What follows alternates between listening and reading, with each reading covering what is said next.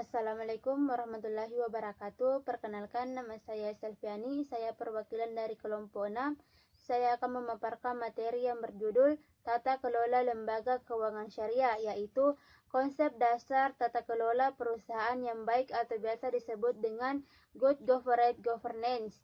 Yang pertama, definisi Corporate Governance dan Good Corporate Governance. Corporate governance atau tata kelola perusahaan adalah sistem hak proses dan kontrol secara keseluruhan dan diterapkan secara internal dan eksternal atas manajemen sebuah entitas dan tujuan melindungi kepentingan semua stakeholder. Yang kedua, tujuan Good Corporate Governance memiliki 4 tujuan utama. Yang pertama, menciptakan sistem pengendalian dan pengembangan atau biasa disebut dengan check and balance.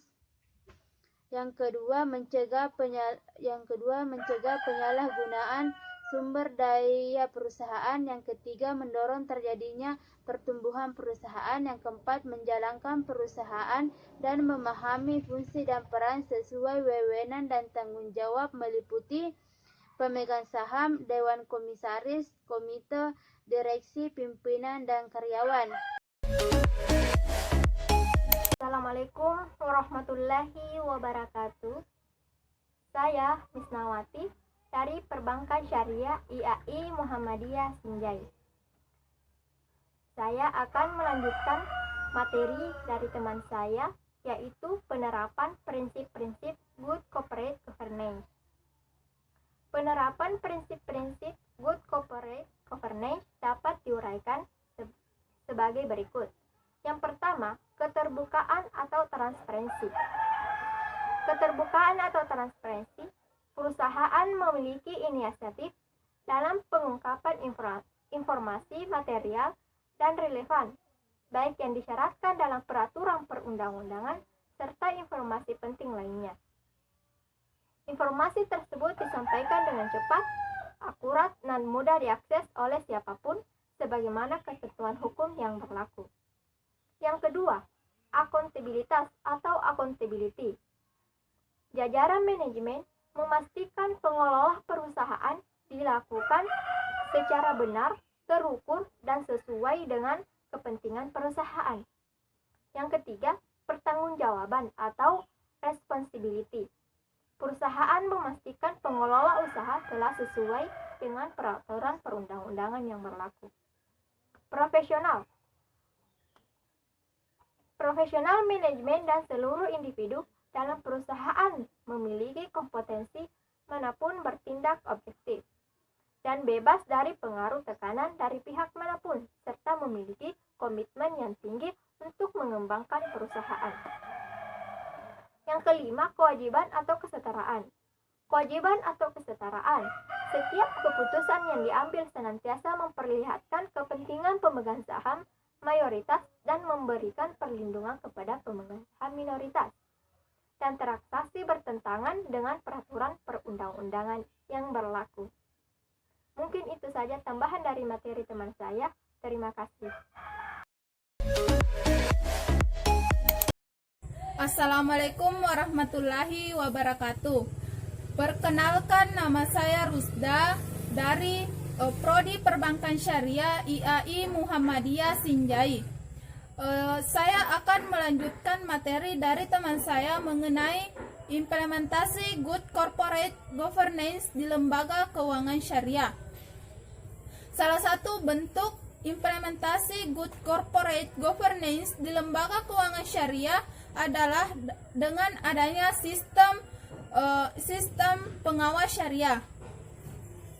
Implementasi prinsip-prinsip good corporate governance di lembaga keuangan syariah terdiri dari 7 pilar. Di antaranya yang pertama, pelaksanaan tugas dan tanggung jawab oleh Dewan Komisaris dan Direksi. Yang kedua, kelengkapan dan pelaksanaan tugas oleh komite-komite dan satuan kerja yang menjalankan fungsi intern pada Bank Umum Syariah.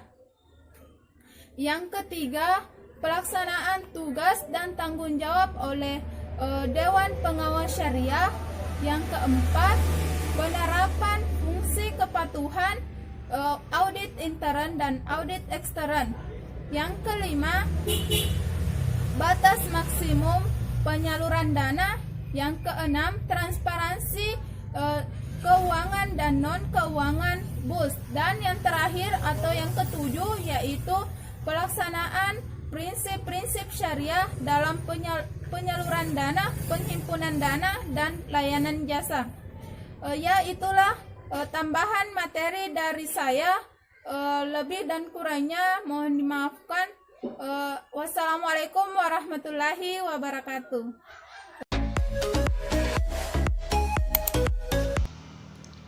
Assalamualaikum warahmatullahi wabarakatuh. Perkenalkan, nama saya Arni dari Prodi Perbankan Syariah IAI Muhammadiyah Sinjai.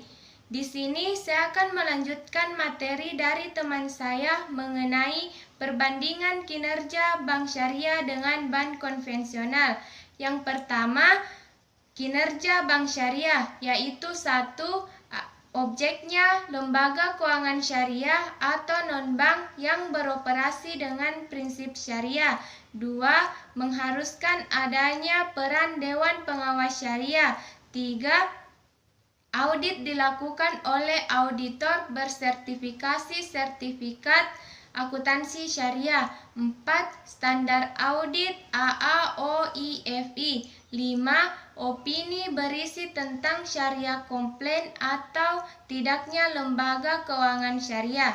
Yang kedua, kinerja bank konvensional, yaitu 1. Objeknya lembaga keuangan syariah atau non-bank yang tidak beroperasi dengan prinsip syariah. 2. Tidak ada peran Dewan Pengawas Syariah. 3. Tanpa ketentuan bersertifikasi sertifikat akuntansi syariah. 4. Standar audit IAI. 5. Opini berisi tentang kewajaran atau tidaknya atas penyajian laporan keuangan perusahaan. Baiklah, itulah penambahan materi dari saya. Lebih dan kurangnya mohon dimaafkan. Assalamualaikum warahmatullahi wabarakatuh.